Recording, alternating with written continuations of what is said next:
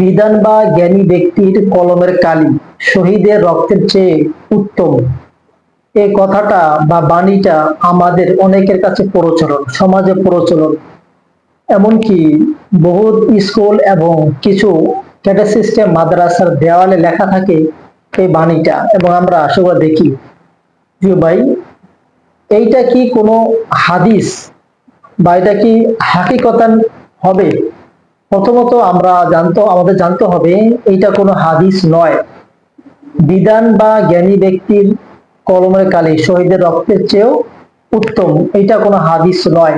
তবে এটা অস্বীকার করার কোনো সুযোগ নেই। জ্ঞান বা বিদ্যা, নলেজ, যেমন সে নিজে উপকৃত হয়, উপকার লাভ করে এবং সমাজে বা অন্যান্য মানুষকেও উপকৃত হয়, সে নিজে আলোকিত হয় এবং অন্যান্যরাও আলোকিত হয়।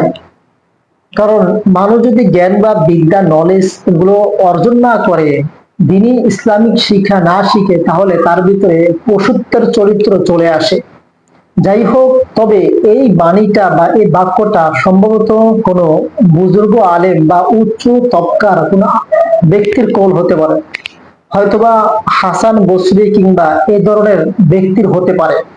প্রিয় ভাই, যিনি এই কথাটা বলেছেন বা উক্তিটা দিয়েছেন, হয়তো তিনি গুরুত্ব বা বেশি উপরে তবকার বোঝানোর জন্য বলা হয়েছে। কারণ রাসূলুল্লাহ সাল্লাল্লাহু সাল্লামের হাদিসে আছে, আহ তোমরা অপচয় করো না, অপচয় করবে না। এমনকি সমুদ্রের পানিও হলেও তোমরা সেখানে সে পানি অপচয় করবে না। যে ভাই, সমুদ্রের পানি কি অপচয় করা যায়? সমুদ্রের পানি অপচয় করা যায় না, এটা রাসূলুল্লাহ সাল্লাল্লাহু আলাইহি ওয়াসাল্লাম বলেছেন। যেন মানুষ অপচয় অপচয় করা থেকে, মানে অপব্যয় করা থেকে হেফাজত থাকে, মানে অপব্যয় না করে।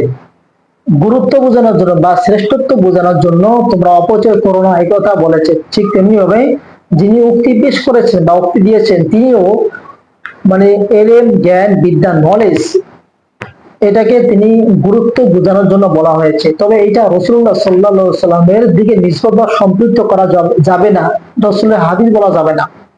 যিনি বলে থাকেন বা যারা বলে, তাদের কথাটা গ্রহণযোগ্য নয়। আর যদিও বলে, তাহলে সেটা জাল হাদিস হিসেবে ধর্তব্য হবে। এটা রাসূলুল্লাহ সাল্লাল্লাহু আলাইহি সাল্লাম থেকে নিসবত কখনোই করা যাবে না। এই জন্য আমরা এইটাকে মানে একদিকে রেখে রাসূলুল্লাহ সাল্লাল্লাহু আলাইহি সাল্লামের হাদিস অন্যদিকে রাখবো। কারণ রাসূলুল্লাহ সাল্লাল্লাহু আলাইহি সাল্লামের হাদিস সব আল্লাহর পক্ষ থেকে হয়, আর মানুষের উক্তি তো মানুষের উক্তি হয়, সেটা গ্রহণযোগ্য হতে পারে, নাও হতে পারে। তবে রাসূলের হাদিস কখনো মিথ্যা হয় না। রাসূলের হাদিস সেটা আপনি গ্রহণ করেন না করেন, না করলে গুনাহগার হবেন, যদি গ্রহণ করেন অবশ্যই এর বিনিময়ে আপনি সওয়াব পাবেন।